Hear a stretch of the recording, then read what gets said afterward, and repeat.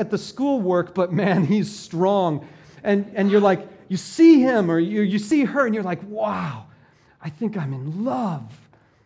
And no one makes that marry her joke to you. But if you were honest, you'd have to admit with me that it's the same kind of love. It's the love of seeing something and wanting it. It's the love of seeing something and objectifying it. See, we seem to be okay when it's another human being. We seem to say that whole thing is okay when it's another human being, and we sugarcoat it with the word love. But you've been there. That's what Amnon had. That's what Samson had. That's what Solomon had. I think we should just call it what it is. Let's be honest, and let's call it sexuality. We sugarcoat it with the word love, but it's really sexuality. It's really guys and girls seeing each other and finding value in the other person that they want for themselves, and then they go after it, or they search for it, or they try to get it somehow. And you might be saying, oh yeah, but I've got this relationship and it's not sexual at all. We just talk and we enjoy each other's company. Yeah, well, sexuality is different for guys and girls. There are different things that work with it. But what trips a woman's trigger and what trips a man's trigger might be different, but it still falls under the category of sexuality. And 90% of the love our culture puts in your face is simply that. 90% of the love we get from the tube is sexuality. It might be an advertisement for a Ferrari, and there's a woman there. Because they're playing off sexuality to try to get something from you. I'm going to show you in just a little bit where the momentum of sexuality goes. But what I want to say is that this gets very difficult for Christians. Because we have a Savior who tells us, love God above all other things. And love your neighbor as yourself. And if we buy into what the world tells us about love, we begin to blend notions of sexuality and desire with notions of loving God, and it gets really weird. I remember I was talking to this one guy one time who was kind of uncomfortable with some of the music we sang in church. And I asked him about it. And there was this one song that we sang where the lyric goes, I love you more than life. And we're singing to God and it says, and I love you more than life. And everybody, it's one of these where you're just kind of closing your eyes and praying it. And he said that was too difficult for him because he can't say, I love you to Jesus. That's weird. Well, why not? Well, it's because our culture has pressed this idea to us that love and sexuality are intertwined. And so it takes us to weird places. We don't know what it means to love other people. Or we can be in that kind of mindset where we feel sexual temptation and yet we sugarcoat it with the word love and that makes it okay. So let's get some clarity. I'm going to define some things for you. Jot these things down. These are your first blanks for today. First of all, worldly love, at least 90% of it, is simply sexuality. But New Testament love is sacrifice. Jot down these words. Worldly love, at least primarily, is sexuality, and New Testament love is sacrifice. You see, in the Old Testament, it's all blended. Samson loves, Amnon loves, Solomon loves, it's all blended. But when we get to the New Testament and Jesus begins to teach us about love, he splits the concepts into two. And so he begins to split them. I think we should also. Take a look, flip the note sheet over and take a look at 1 John 3:16. It says this is how we know what love is. Jesus Christ laid down his life for us, and we ought to lay down our lives for our brothers. Love, New Testament style, is sacrifice. Sacrifice. Now, sexuality isn't bad. It's a major reason you're here today. Yes. And sacrifice isn't always good. Romeo and Juliet just killed themselves for no good reason. Sacrifice isn't always good. Each one has its own kind of momentum. So in the last 10 minutes or so we have, I'm going to try to share with you what the momentum of each is. Here's the momentum of sexuality. You might want to write it down. Sexuality builds attachment. Sexuality builds attachment. Did you notice what it said about Solomon? He loved these women who clearly he didn't know their character or their heart. There wasn't anything lovely he had about who they were. It was purely sexual. It had to be when you've got that many. Okay? But what it said was that he was attached to them. That's not just biblical. That's also biological. There's a chemical. Did you know this? God wired you up. Check this out. There's a chemical in your brain called oxytocin. Have you ever heard that word before? Oxytocin. Some people know it, and you probably know it because of the whole pregnancy thing, right? Because oxytocin is a chemical that floods the mom's brain immediately after birth.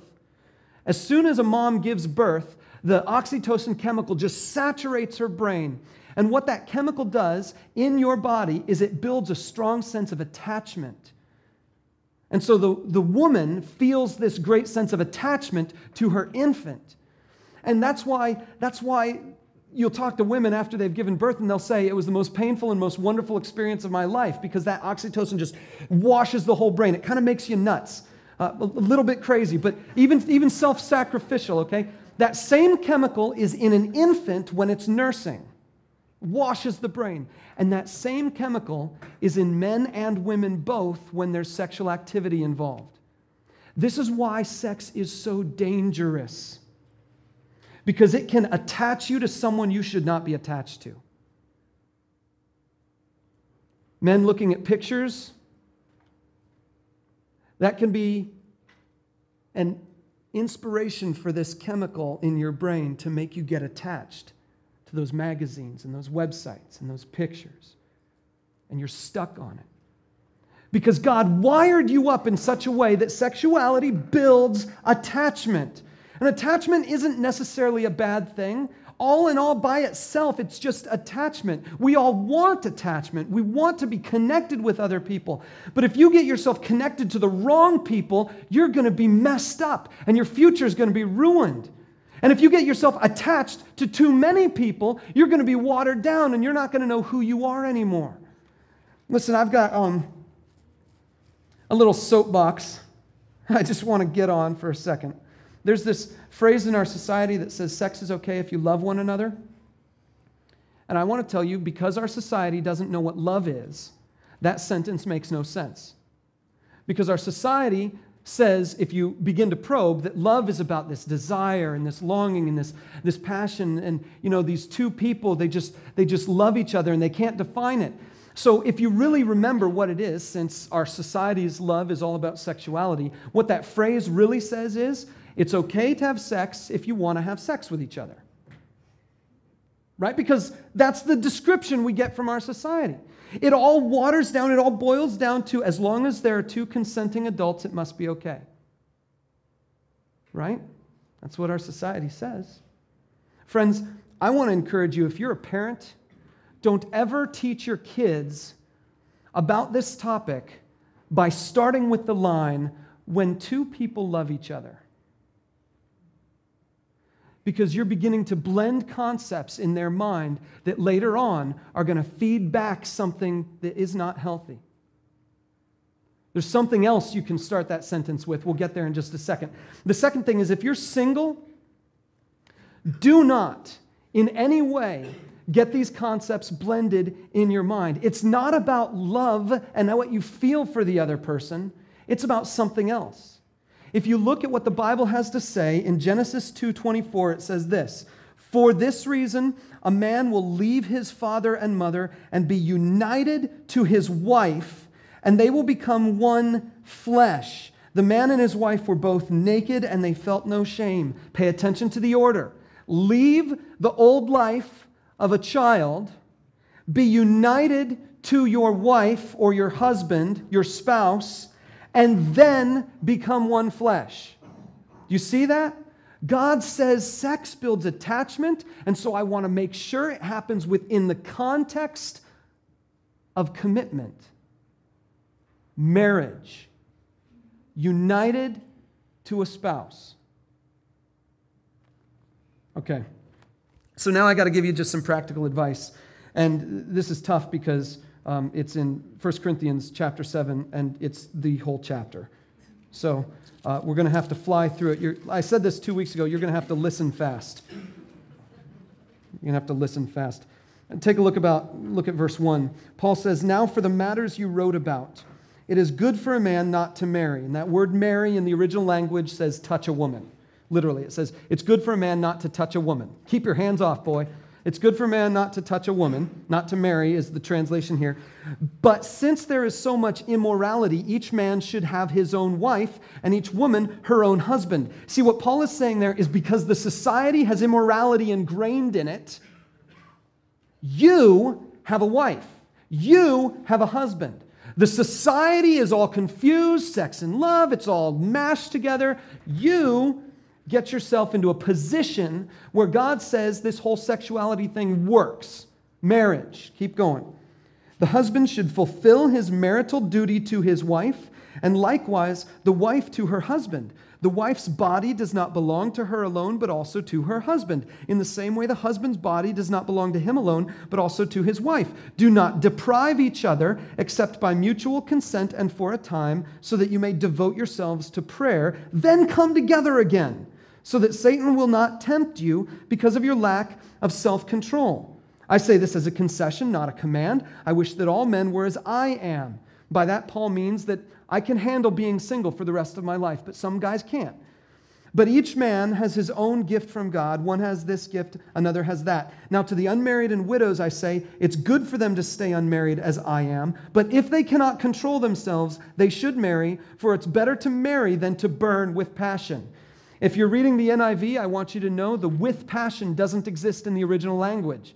What it literally says is it's better to marry than to burn. I think Paul is using a double entendre there, meaning A, passion, and B, hell. It's better to get married and to live in an appropriate relationship to your passions than to burn. Did you notice there's a word missing? It's the word love. When the New Testament teaches about sex, it doesn't talk about love. And when the New Testament teaches about love, it does not talk about sexuality. This is very important, because if we mix the two of them together, we find ourselves in weird places. Okay, so I'm going to run through some bullet points here for you. Verse 12, pick it up there.